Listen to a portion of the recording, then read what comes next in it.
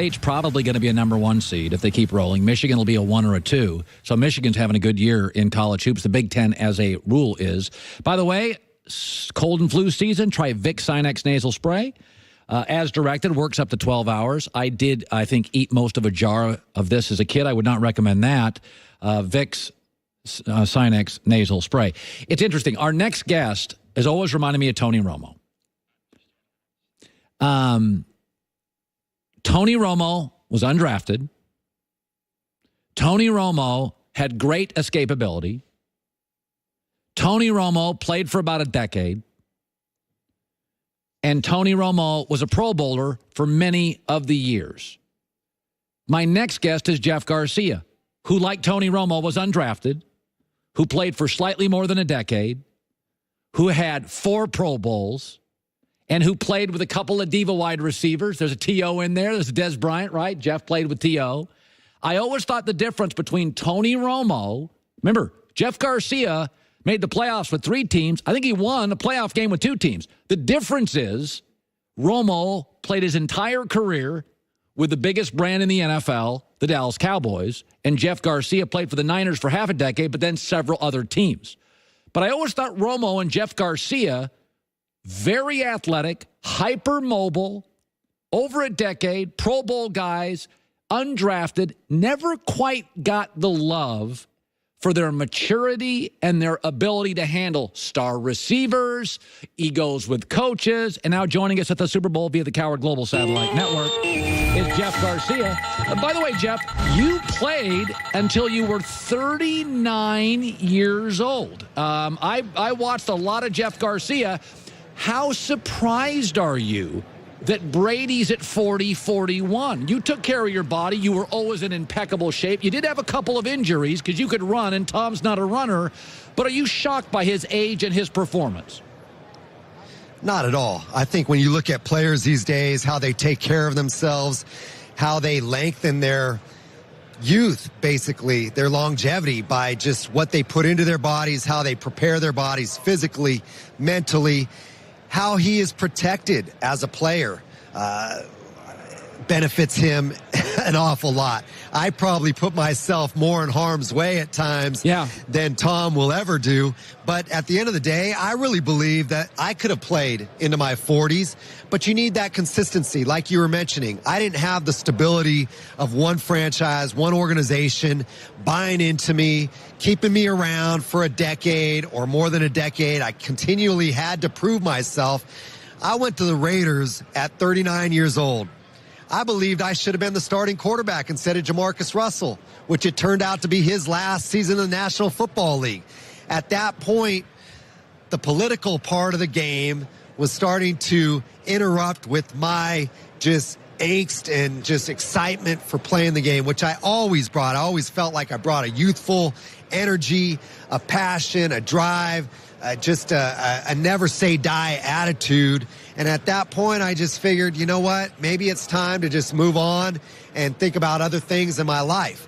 Now, that was difficult to do because of how passionate I was. But to see a guy like Tom Brady still excelling at such an older age, Drew Brees, guys that are playing their best football into their 40s, is not unrealistic these days based upon the fact that how they're protected first and foremost, but most importantly, secondly, just how they take care of themselves. These guys prepare in the offseason by taking care of their bodies, by preparing themselves mentally and physically to last through a season. You know, it's interesting. Belichick, his system is sort of anti-star, squashing personality. McVay is more kind of flourishing and embracing personality. They're two different systems. They both work terrific. What would you have preferred as a quarterback? The rigid Belichickian style, or the McVay is, let's bring the stars, I'll take a little dysfunction, even my punter's cool. What would you have preferred? Well, I think when you look at Belichick's style, it works. I mean, he has proven it time and time again that no matter who he plugs into his system, as long as they buy in, they play championship caliber football.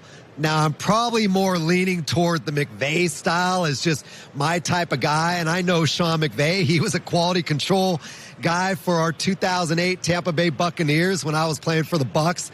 So I got to know Sean a little bit, and I've talked to Sean over the years. I like his approach.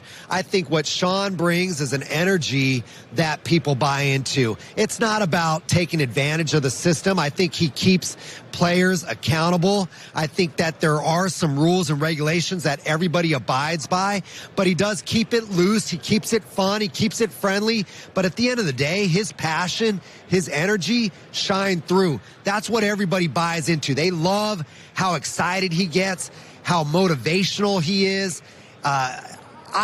I'm that type of guy. I'm a type of guy that has that intensity, that shares that emotion, that shares that energy with my teammates. When I stepped into the huddle, that's what I was. I was a ball of fire just ready to explode, and guys rallied around that. I probably would end up going that direction. But, hey, you can't take away from what Belichick, what Brady have done for 20 years. I will say this. I generally, Jeff Garcia joining us, I generally, Jeff, I think you have to keep dysfunction in football to a minimum. This is a sport about efficiency and choreography and leadership and we over me. But you played with T.O. and won. The Rams have taken on Talib and Ndamukong Suh and personalities. Take me to your T.O. years. How much of this free agency, big personality stuff can a locker room withstand, Jeff? Yeah, I think it's important to have quality leadership within your locker room. When you have quality leadership within a certain number of guys that have proven themselves as veterans, you can take on a bigger personality like that and keep it at bay from the standpoint of just produce on the field. We're not going to worry about your off-field antics. We're not going to worry about your personality.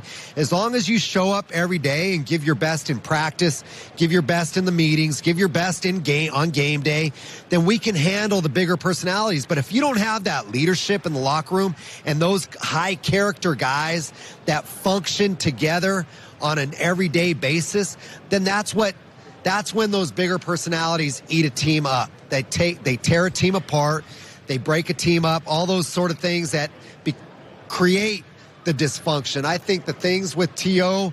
that we experienced in the past, we knew what he brought to the table from the standpoint of he was a difference maker on the field. He was a beast to contend with. We knew that on game day he was going to show up. He was going to give an all-out effort to help win a football game. That's what truly mattered at the end of the day. If you don't show up when it's time, when the light is on you, and you're not performing, but you want to be a distraction off the field as well, then those guys need to be dismissed. Those guys have no room in your locker room and are not good for the team, obviously. Now, it's a matter of how you control that. By the way, you came into this league, you were undrafted, and it wasn't because you weren't talented at San Jose State. I saw you play in college. It was because you were small. You were 6'1", you ran a little bit, and everybody was like, well, Jeff Garcia, he runs a little too much. I wish we was 6'3". Now, Baker Mayfield, Russell Wilson. I almost feel like, Jeff, you grew up in the wrong generation, that today you'd be a first-round pick, then you were undrafted. What do you make? I know. What do you make, Jeff, of all these smaller quarterbacks? Because you were that guy. Okay, you were a four-time pro. The only reason you didn't get drafted because your height. Right. I was 20 years too early. I came out during the time when everybody was looking for the next Troy Aikman. Yes. 6'4", 225 pounds. And to see a guy like Baker Mayfield, Russell Wilson, who's done it consistently for a number of years now, to see those guys having the seasons, being the caliber players that they are, showing the leadership abilities that it takes to be the quarterback. At the end of the day, it's not the measurement of the size, it's the measurement of the heart and the mind that separates you from being an average player to a great player. I believe that those guys have what it takes from within themselves to be great because of how they study the game, they approach the game, the leadership that they bring to the locker room, the ability to raise the level of play around them by the players that are surrounding them.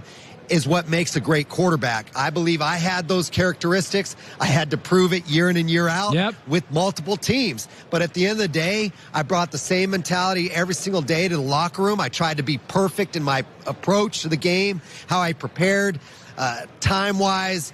It was immense, man. It was grueling, but it was satisfying at the end of the day because I knew I gave it my all.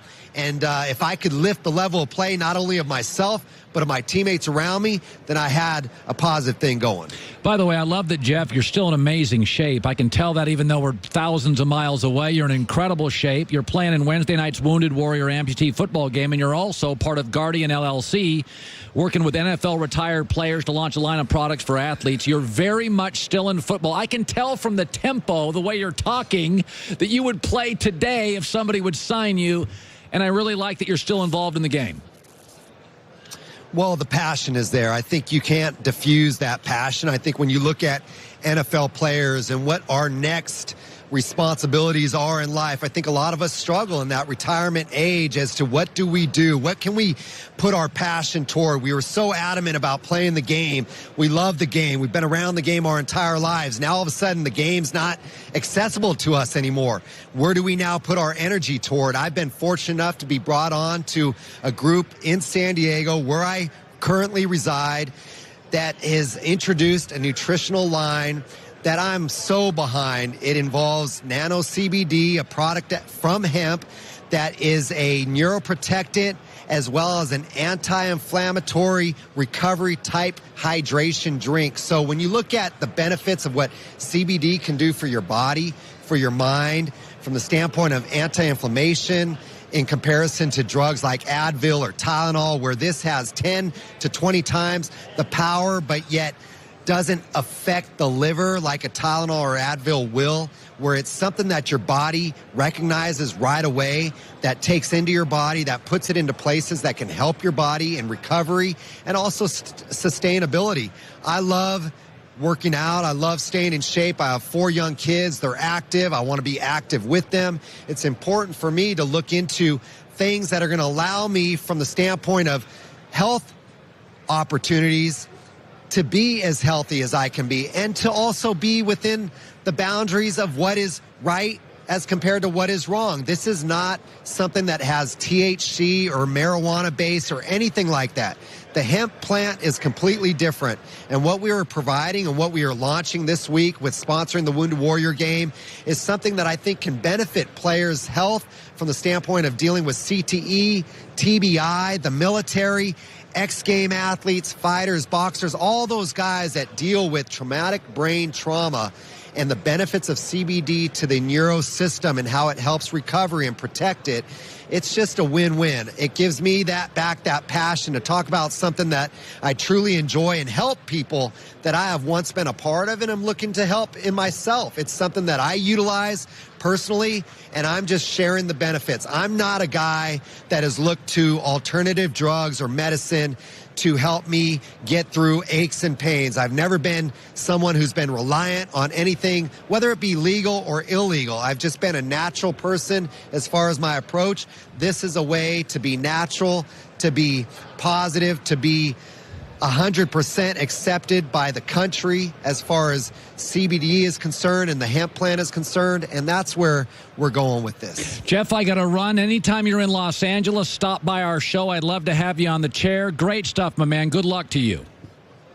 Thank you, man. GuardianAthletic.com. Check it out. All right, Jeff Garcia, who I contend, I'll say it again, is Tony Romo. He just played on multiple teams, undrafted, big play guy, 3 playoff wins at 3 different teams or at 3 different teams to the playoffs. Good stuff. Joy Taylor with the news.